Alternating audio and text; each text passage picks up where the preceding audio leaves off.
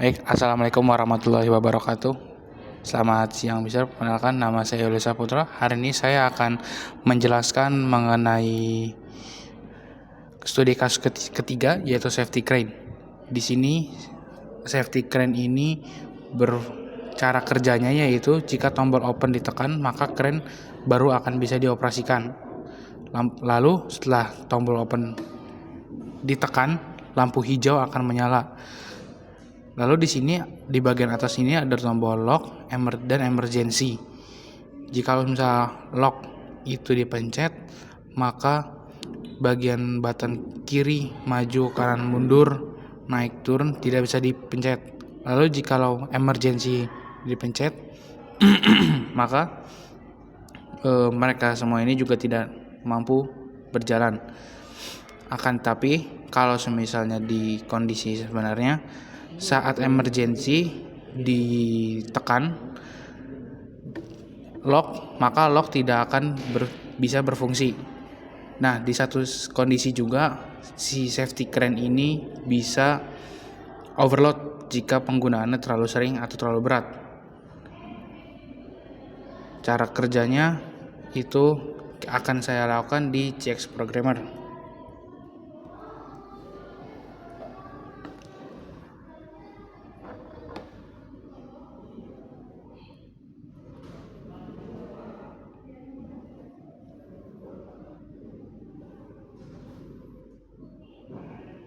Nah, pertama-tama kita harus menyalakan opennya terlebih dahulu. Jikalau opennya sudah dinyalakan, maka si keep ini berfungsi untuk menjaga supaya si open ini anggapannya itu tetap menyala gitu. Lalu setelah si open dinyalakan, lampu hijau akan menyala dan terus menyala supaya memberitahu kondisi safety crane ini sudah bisa dioperasikan. Lalu setelah itu jika kalian ingin memakai maju, maka tinggal dinyalakan maju. Akan tapi jika kalian ingin maju dan mundur secara bersamaan, maka tidak bisa, karena emang seharusnya dia majunya dimatikan terlebih dahulu, baru dia bisa mundur.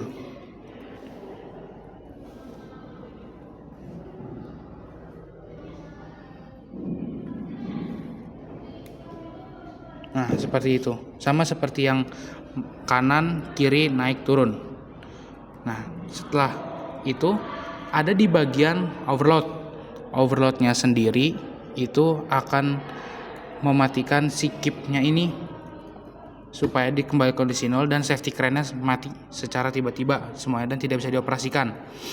Dan juga lampu merah di sini terus berkedip menandakan bahwa safety crane ada yang bermasalah. Jikalau overloadnya sudah berlalu, maka kita harus mengaktifkannya lagi dengan open. Nah, di sini juga ada yang namanya lock.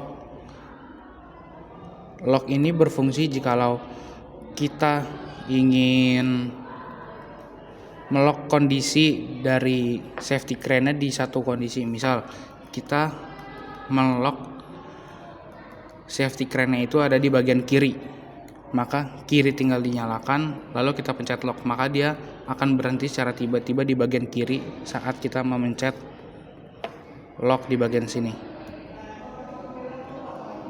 Nah, locknya juga di sini saat kita matikan itu dia ada pengunci di bagian sini yang berfungsi supaya dia tuh tidak perlu kita pencet terus-menerus locknya dan dia akan langsung mengunci gitu. Cara supaya locknya itu berhenti, kita harus memencet open, maka locknya akan berhenti. Lalu yang selanjutnya itu ada emergency. Saat kita merasa udah tidak aman atau ada suatu hal yang janggal, maka kita mampu memencet emergency di bagian sebelah sini dan semuanya akan mati secara tiba-tiba. Sama seperti lock, jika lock itu tuh kita tahu tempat yang mau kita berhentikan, tapi kalau emergency itu lebih secara tiba-tiba dan tombolnya ada di dekat kemudi biasanya. Nah, di emergency ini juga dia ada tempat buat ngelock si safety crane-nya supaya dia itu langsung mati secara total semua. Cara dia supaya safety crane itu bisa menyala kembali atau berfungsi kembali, kita harus mencet open dan mematikan opennya lagi.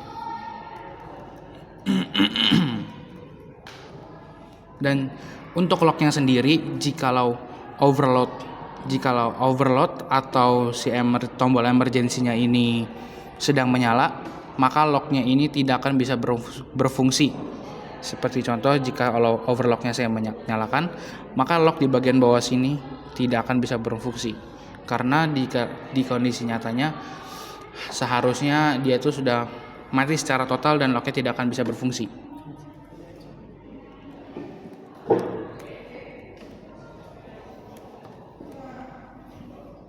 Kurang lebih seperti itu. Dan untuk di fluid SIM-nya kurang lebih hampir sama cara kerjanya, tapi ada sedikit perbedaan di sini.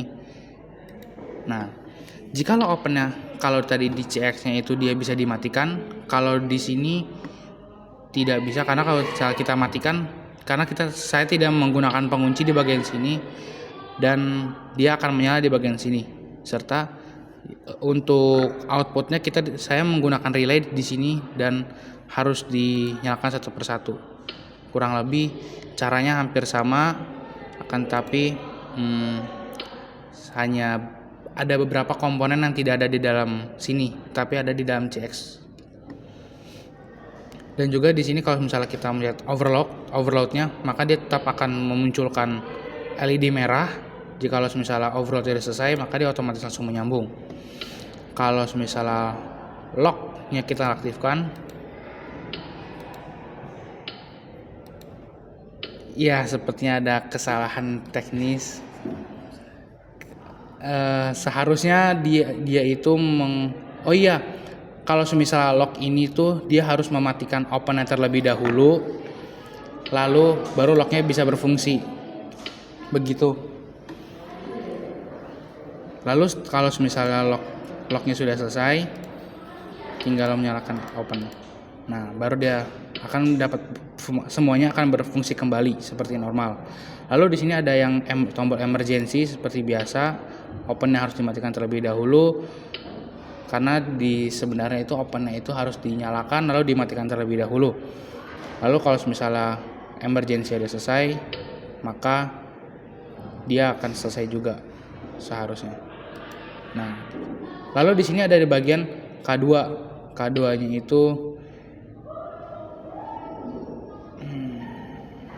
itu sama, kalau misalnya di CX itu sama kayak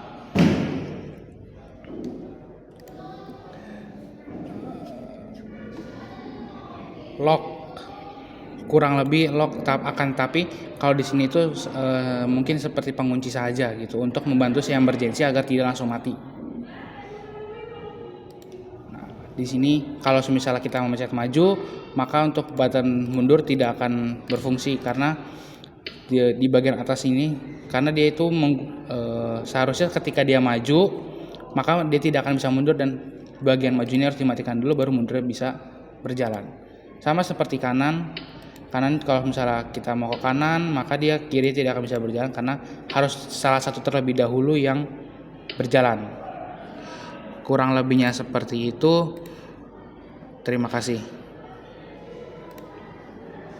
Sekarang saya akan melanjutkan tentang penjelasan saya tadi di Programmability Control di Trainer.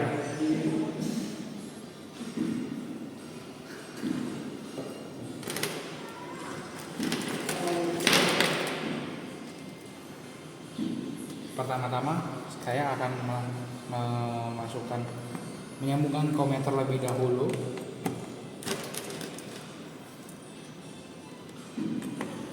Semua kom yang berada di PLC input ataupun di input switch dan juga di bagian LED-nya.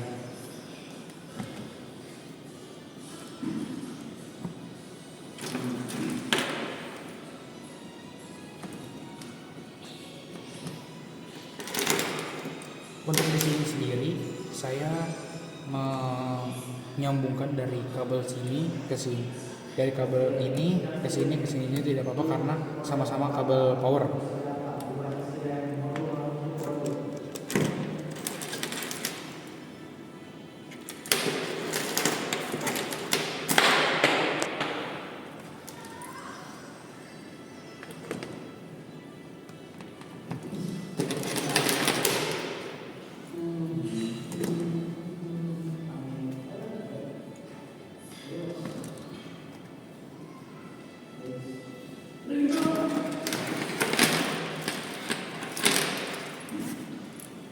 Lalu di bagian sebelah sini saya akan memasukkan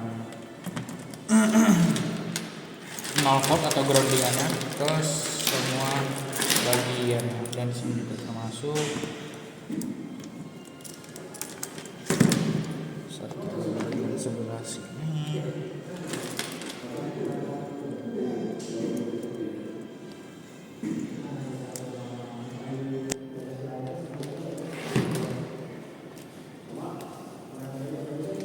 Lalu di bagian sebelah sini juga. Lalu setelah memasukkan kabel input dan kabel COM atau kabel powernya, saya akan memasukkan PLC outputnya terlebih dahulu ke bagian sini.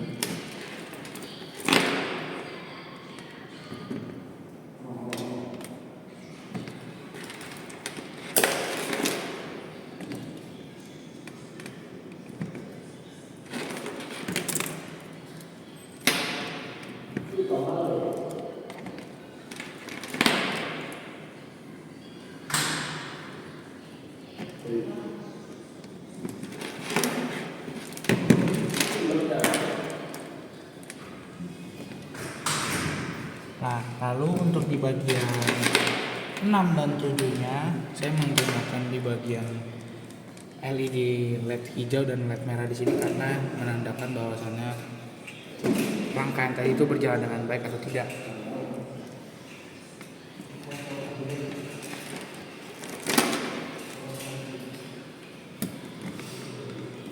Lalu setelah kita sudah memasukkan output, saya akan memasukkan inputnya ke bagian switch yang sebelah sini.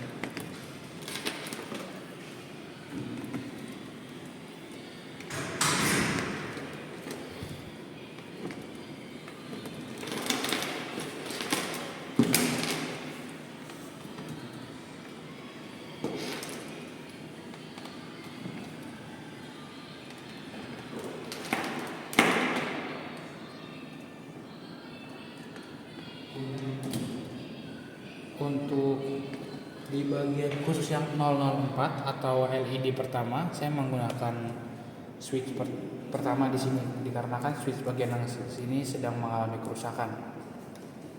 Lalu untuk switch yang 005 tetap saya ke arah bawah sini.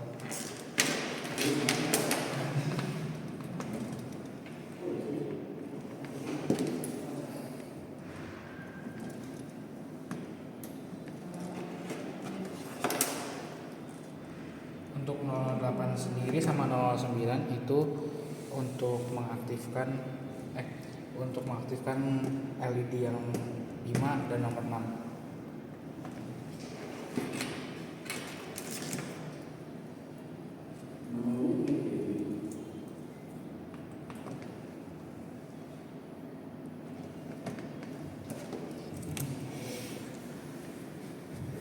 Setelah itu saya akan menggunakan laptop di sini untuk mentransfer. Caranya itu kita harus work online terlebih dahulu. Jikalau sudah ada seperti ini, kita yes. Maka jika dia terhubung, maka di sebelah sini akan langsung aktif, dan jika sudah nyala hijau-hijau seperti ini, kita akan transfer to PLC. Yes saja, yes. Jika sudah muncul seperti ini dan download successful, oke. Dan kita langsung ke trainernya saja. Untuk di bagian tombol sini itu merupakan tombol open. Nah, jika misalnya tombol open sudah ditekan, maka LED green di sini akan muncul. Untuk tombol yang kedua di sini, ini adalah tombol emergency. Jika misalnya tombol ini ditekan, maka seluruh komponennya atau trainer ini akan mati. Dan ketika kita mematikan, jika misalnya seperti ini, kita mau mulai kembali, kita harus mencet tombol open lagi, baru dia akan normal kembali. Untuk tombol yang ketiga di sini itu adalah tombol lock. Kalau misalnya tombol lock ini ditekan, maka seluruh rangkaian di tracker ini akan mati dan LED merah sebelah sini akan menyala untuk menandakan bahwasannya rangkaian sedang berhenti. Dan cara untuk mengembalikan supaya rangkaian bisa berjalan kembali itu dengan tombol open di bagian paling bawah sini. Nah, lalu tombol yang terakhir di sini ini adalah tombol overload. Jika misalnya kita terlalu sering atau terlalu banyak memakai ataupun beban yang ditanggungkan terlalu banyak, maka dia akan mematikan rangkaian. Jika menurut mesinnya sudah tidak apa-apa atau bebannya sudah berkurang, maka seluruh rangkaian akan mati. Dan jika ingin menggunakannya lagi, harus menggunakan tombol open lagi. Untuk menyalakan LED yang pertama, kita menggunakan switch pertama di sebelah sini, maka LED pertama akan mati. Akan menyala, maaf. Kalau misalnya LED 1 menyala, maka walaupun switch LED 2-nya saya putar ke sini untuk menyalakan, maka LED 2 tidak akan menyala sampai switch pertama ini saya lepaskan, baru dia menyala. Seperti itu. Sama seperti yang ketiga, jika misalnya switch yang ketiga saya nyalakan, maka LED ketiga akan menyala, tapi LED keempat tidak akan menyala, karena untuk LED ketiga sendiri itu adalah di bagian kanan. Kalau misalnya kanan dia tetap menyala, maka kiri tidak akan bisa menyala. Kalau misalnya, dan kebalikannya, jika misalnya kiri saya nyalakan, maka kanan tidak akan bisa berfungsi. Seperti itu. Kalau misalnya untuk di bagian naik, kalau misalnya naik saya pencet, maka dia akan menyala. Kalau misalnya di bagian bawahnya saya pencet, maka dia tidak akan menyala sampai switch kedua saya lepas. Begitu. Nah, untuk pengukuran sendiri caranya itu, pertama-tama kita harus menggumbukan kabel warna hitam ini ke ground dan juga ke PLC, semua PLC input. Seperti itu. Karena kalau misalnya seperti ini, itu dia sedang dalam kondisi siap atau dia sedang siap untuk membaca perintah yang kita berikan. Jika misalnya baterai yang nomor 2 ini saya pencet, maka apa yang terjadi?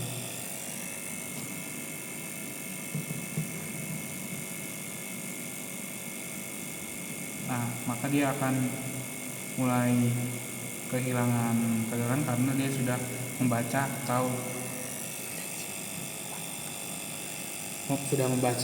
tombol atau membaca rangkaian sudah mati total. Itu untuk inputnya.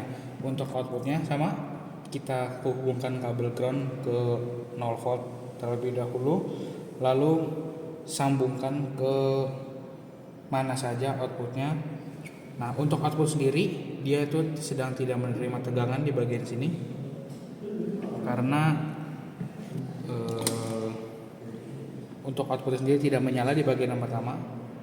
Untuk menyalakannya kita harus memencet tombol di sini, dan kalau misalnya LED sudah menyala atau ada indikator lamp sudah menyala, maka dia baru mendapatkan tegangan sekitar 22,6 volt. Sama seperti yang nomor 2 juga seperti itu, sekitar 22,6 volt. Cukup sekian dari saya. Wassalamualaikum warahmatullahi wabarakatuh.